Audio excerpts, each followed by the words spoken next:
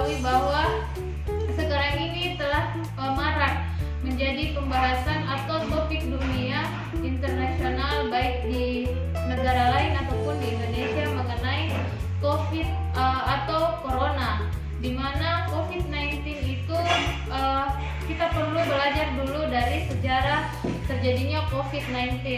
Kenapa sehingga WHO mengangkat wabah ini menjadi dengan nama COVID-19? Karena COVID itu adalah C-nya adalah corona, kemudian V-nya itu adalah virus, dan D-nya itu adalah disease.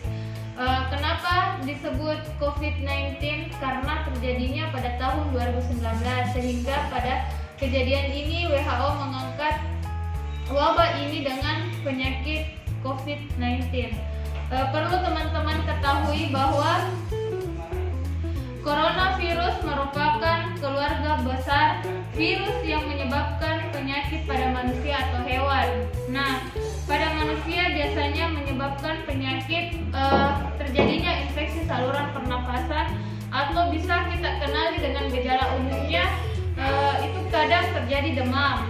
Demamnya itu suhu badan di atas 39 derajat Celcius. Kemudian biasanya terjadi sakit tenggorokan atau kesulitan untuk bernafas. Kemudian kadang juga pasien mengalami letih lesu. Namun perlu teman-teman ketahui bahwa setiap pasien itu tidak selamanya dianggap dia COVID-19, karena kita perlu melakukan beberapa pemeriksaan. Pertama, apabila ada yang dicurigai, maka silakan lakukan dulu PE atau penyuluhan. Kemudian setelah itu, apabila ditemukan gejala demam, sakit tenggorokan, atau terjadi gangguan sistem pernafasan, maka dari tim medis harus melakukan lagi yang namanya rapid test. Kemudian rapid test kan ada hasil positif dan negatif. Kemudian biasanya juga terjadi ada pasien dengan keluhan tanpa gejala, tapi hasil rapidnya itu positif. Nah, perlu teman-teman ketahui bahwa walaupun hasil rapidnya itu positif, belum tentu pasien tersebut mengalami COVID-19. Tapi perlu lagi kita lakukan pemeriksaan swab.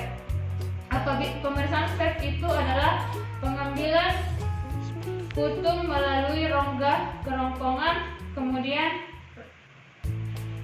dan hidung, kemudian diperiksa dan menunggu hasilnya beberapa waktu dari pusat.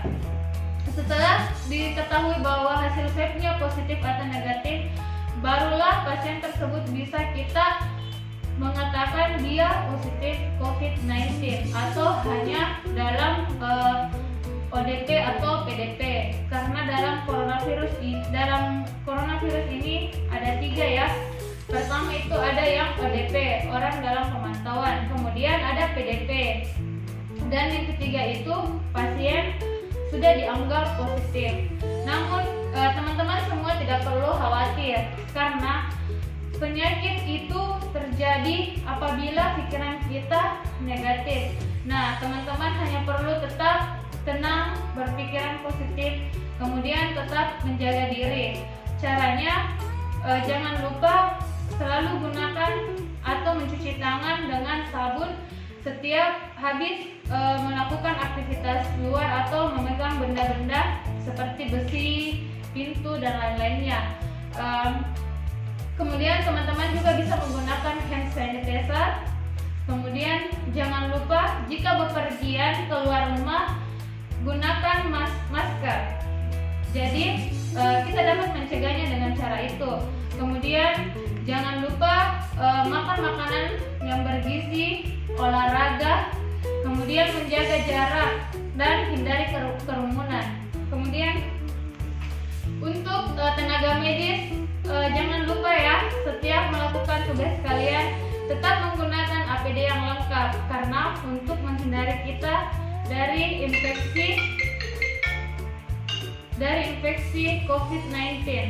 Nah, teman-teman, mungkin itulah sedikit yang bisa saya sampaikan mengenai COVID-19 ini. Semoga bermanfaat, dan apabila terdapat kekurangan mohon dimaafkan. Wabillahi taufik wal hidayah.